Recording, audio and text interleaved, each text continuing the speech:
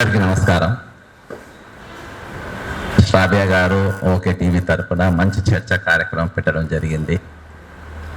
దీనికి ఇక్కడ అంతా యుద్ధ నౌకలే ఉన్నారు. ముఖ్యంగా మా అందరి కూడా పెద్దన్నలు పృథ్వీ అన్న, విఠల్ అన్న, వీళ్ళని చూసుకుంటామని అంటే రాజకీయంగా ఉద్యమ పరంగా అందరికీ స్ఫూర్తిదాయకులు. అయితే ఈరోజు గత ప్రభుత్వం ఈరోజు ఒక కొత్త చర్చ మొదలైంది. ఏంటనంటే ఇప్పుడు ఉన్నోడి కంటే పోయినోడు మంచిది అని. అట్లేం కాదు, అది రాంగ్ డైరెక్షన్లో ఈరోజు పోతుంది. గత ప్రభుత్వం తెలంగాణ ఏర్పడ్డాకనే మొట్టమొదటిగా అటాక్ చేసింది ఆంధ్ర మీడియాని కాదు. ఆంధ్ర మీడియాను ముట్టుకోలే, నా రాధాకృష్ణన్ లోపటేలే, నా రవిప్రకాష్ అంటే వేరే రీతిలో లోపటి పోయిండ్రు.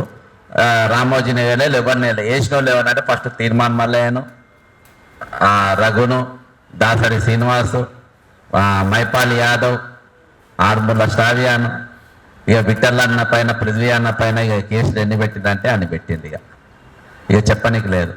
దాసరి శ్రీనివాస అయితే లైవ్లో పెట్టి కొట్టుకుంటే వాళ్ళని చూపించాను. ఇదన్నిటి మీద కూడా తీర్మాన్ మల్లయ్య అరెస్ట్ అయినప్పుడు కూడా నేను ఎన్హెచ్ఆర్సీలో కేసు వేసి, మరి అప్పుడు గవర్నమెంట్ నోటీసు పంపిస్తే విఠల్ అన్న మీద ఎన్ఆర్సీలో కేసులు వేస్తే కోరంగల్కి వెళ్ళి ఫోన్ చేసి ఒక నన్ను తిట్లు తిట్టిండు. ఆయనకు నువ్వు ఆయన తరఫున ఎందుకు సపోర్ట్ చేసినావని. ఆయన మీద ఎప్పటికప్పుడు గట్టిగా బలంగా నిలబడ్డాం. అంటే గత ప్రభుత్వము కేసీఆర్కు యూట్యూబ్ ఛానళ్ళన్నా ఎట్లన్నా ఈగలను చూసినట్టు చూసిండు. బందిపోట్ల దొంగల కంటే ఎక్కువ కొట్టిండు. చాలా రోజులు జైళ్ళలో పెట్టిండు. హుక్కుల మీద 20 కేసులు 30 కేసులు పెట్టిండు. కాదంటే అది సుఖం పూసేం కాదు. ఇవాళ ఏంటంటే ఆపోజిషన్లో ఉన్నాం కాబట్టి మనం ఆయన గురించి మాట్లాడుతున్నాం. కానీ పోయినోడు మామూలు దొంగ కాదు, గజ దొంగ పోయిండు. ఇక నేను ఎలక్షన్ అయిపోగానే ఇమీడియట్గా 30 తారీఖు ఎన్నికల కాగానే డిసెంబర్ 1వ తారీఖు ఇందిరా ప్రెస్ మీట్ పెట్టిన. రేవంత్ రెడ్డిని ముఖ్యమంత్రి చేయడం వల్ల జరగబోయే నష్టాలు ఏంటని విత్ ప్రూఫ్స్ పెట్టిన.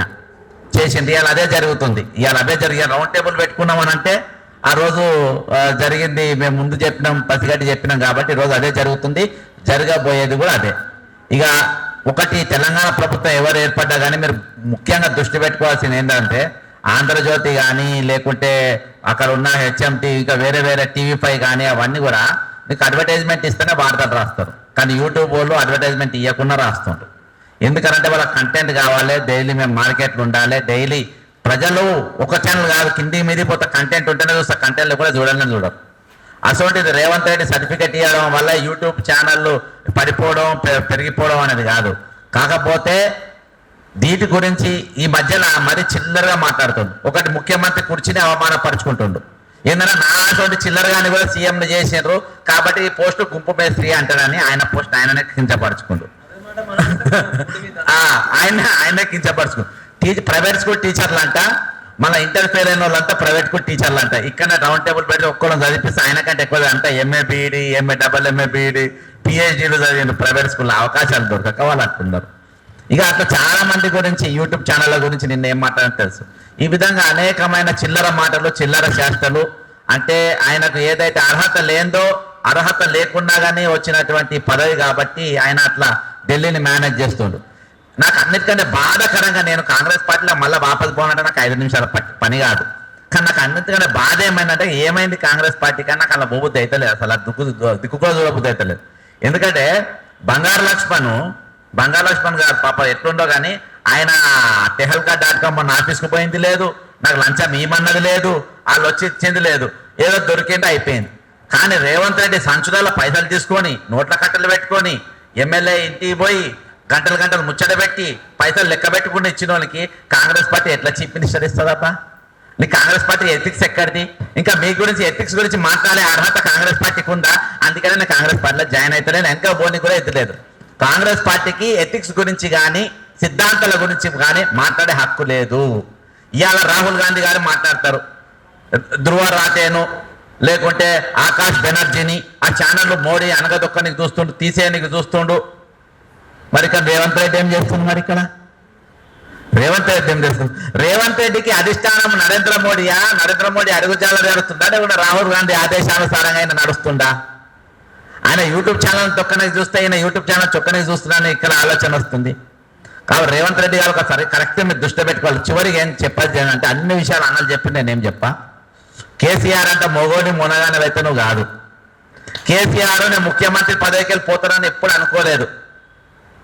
ఆయన ఫుట్బాల్ ఆడినాం, నువ్వైతే భూమి మీద తాకకుంటే నేను గాలినే అటు ఇటుగా తంటాం మేము.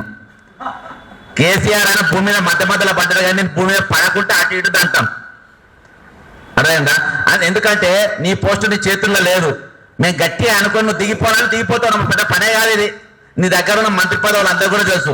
నువ్వు ముఖ్యమంత్రి రేవంత్ రెడ్డి కానీ సీరియల్గా చెప్తున్నా, నువ్వు ముఖ్యమంత్రి కుర్చీలకే దుగాలని మేము గట్టిగా అనుకున్నాం అనుకో, ఎవరు అవసరం లేదు. ఇక్కడ కుసున్నోళ్ళ పెద్ద మాకు తుపాకీలు అవసరం లేదు. ఇక్కడ కుసున్నోళ్ళు గట్టిగా అనుకున్నాం అనుకో, నువ్వు ఖతం అయిపోతావు. ఇంకొక చివరి మాట, చలో నిరుద్యోగులు చలో సెక్రటరియట్కి ఇచ్చిన రోజు నేను శాటిలైట్ ఛానల్ పెట్టుకున్నా. ఆ రోజు నేను ఇంట్లో ఉండే దీక్షలు ఉన్నా కాబట్టి నేను కొన్ని రోజులు లేవలేకపోయినా చూసిన, అరే అరెస్ట్ అయ్యిండ్రు, జైల్లో వేసిండ్రు, అన్నీ వేసిండ్రు. ఫస్ట్ ఏబిఎన్ పెట్టిన, ఏది ఆయన ఏదో సాయిరెడ్డి రాజ్యసభ మెంబర్, ఏం సాయిరెడ్డి, విజయసాయిరెడ్డి ఏదో లపాకి ప్రోగ్రామ్ వస్తుంది దాని గురించి చర్చ. సరే అక్కడికి వెళ్ళి మహా టీవీకి పోయినా, అందులో వంశీ, అందులో పెద్ద చర్చ.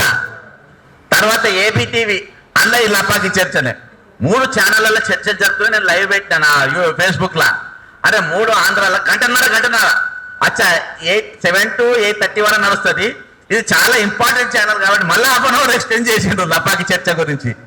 అరే తెలంగాణలో ఉంటారు మీరు, హైదరాబాద్లో ఆఫీసులు పెడతారు, విద్యార్థులు మీరు ఆఫీస్ పోతే చూపియారు, నువ్వు యూట్యూబ్ ఛానల్ పెడితే అవే ఉంటాయి. కాబట్టి ఈరోజు మేము ఏ ధైర్యంతో నిలబడ్డామంటే, ఏ ధైర్యంతో గత ప్రభుత్వం మీద కొట్లాడినామంటే, ఏ ధైర్యంతో రేపు నిన్ను కూడా సవాల్ చేస్తున్నామంటే only because of YouTube channels. అసలు పెద్ద ఛానల్ దేక మన రాధాకృష్ణని కూడా అడిగినా నేను, రాధాకృష్ణ రేవంత్ రెడ్డిని పనిచేయని మంత్రులు అని చెప్పిండ్రు. అరే మంత్రులకు ఎవరి స్వేచ్ఛ ఉంది? ఆయన రాధాకృష్ణ ఇట్లా రాసినారు. రాధాకృష్ణని కూడా ప్రశ్నించే దమ్ము మక్కియాలు ఎందుకు వచ్చిందంటే బికాస్ ఆఫ్ యూట్యూబ్ ఛానల్స్. రామోజీరావును కూడా మేము ప్రశ్నించగలుగుతాం. మహా టీవీ ఛానల్ నేను టీవీ మీదకి నేను రాగలుగుతా, ఎందుకంటే నాకు యూట్యూబ్ ఛానల్ ఎన్నుకున్నది సామాజిక నా ఛానల్. ఈరోజు ఎవరికి ప్రజలు ఎవరికి ఇరుస్తారు, ఎవరైనా విలువిస్తలేరు. అరే తెల్లారికి వెళ్ళి రాధాకృష్ణ కంటెంట్ మార్చుకుండు.